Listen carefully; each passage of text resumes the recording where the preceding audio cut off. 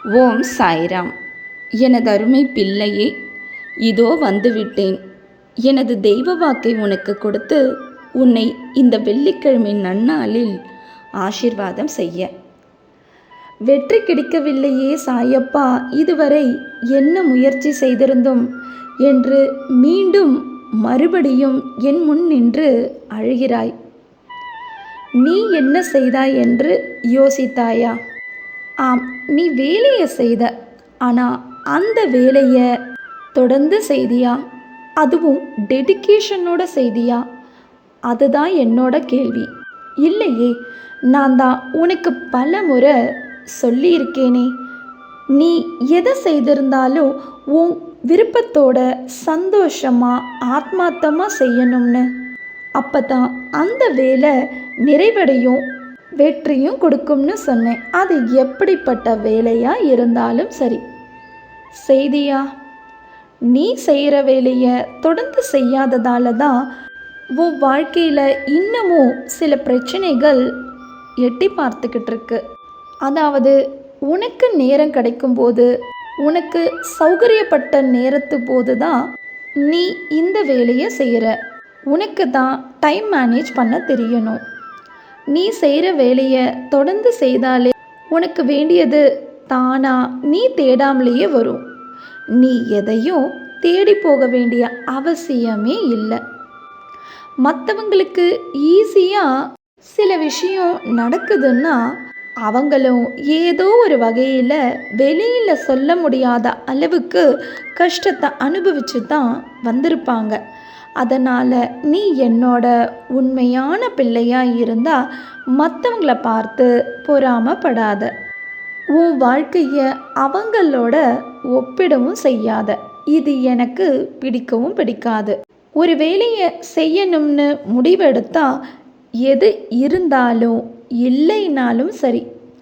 உதாரணத்துக்கு, ஏன் உணவே கிடைக்கலனாலும் இந்த வேலையை செய்யணும்.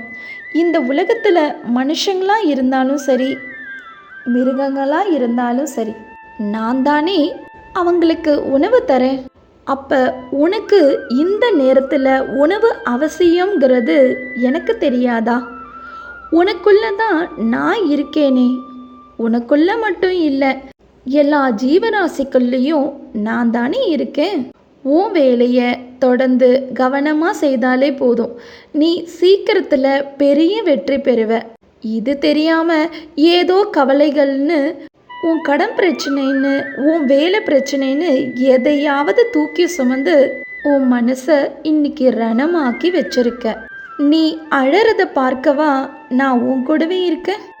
ஏற்கனவே உன் கர்மாக்கள் கழிக்கப்பட்டும் இப்போவும் சில காலமாக நீ செய்கிற சின்ன சின்ன தவறுகளால் உன் கர்மா அதிகரிச்சுக்கிட்டு இருக்கு. இதனால தான் உனக்கு முடிய வேண்டிய வேலை தாமதமாகுது. நீ எந்த அளவுக்கு என் மேலே முழு மனசோட பக்தியோட நம்பிக்கையோடு இருக்கியோ அந்த அளவுக்கு உன் கஷ்டத்தில் இருந்து சீக்கிரமாக வெளிவரலாம். அதை விடுத்து பாபாவுக்கு இதை செய்யலாம் அதை செய்யலாம்னு யோசிச்சு எனக்கு நீ எதுவும் செய்ய வேண்டிய அவசியம் இல்லை. நீ செய்ய வேண்டியது எல்லாம் நம்பிக்கையோட அமைதியாக உன் கருமாவை கழிச்சு வா. எனக்கு இது வேணும் சாயப்பான்னு நீ எனக்கு சொல்லித்தான் தெரியணுமா? உன் மனசை அறிஞ்சவன் நான் ஒருவன் தானே. அதனால் உன் வேலையை தொடர்ந்து செய்தே தீருவேன் என்ற கொள்கையோடு பின்பு பார். உன் வாழ்க்கையில் உன் முன்னேற்றத்துக்காக நடக்கிற அதிசயத்தை, நான் நடத்த போகிற அதிசயத்தை பார். நீ உன்னோட எல்லா துன்பங்காலங்களிலும் இருந்து வெளிவர வேண்டிய நேரம் வந்தாச்சு.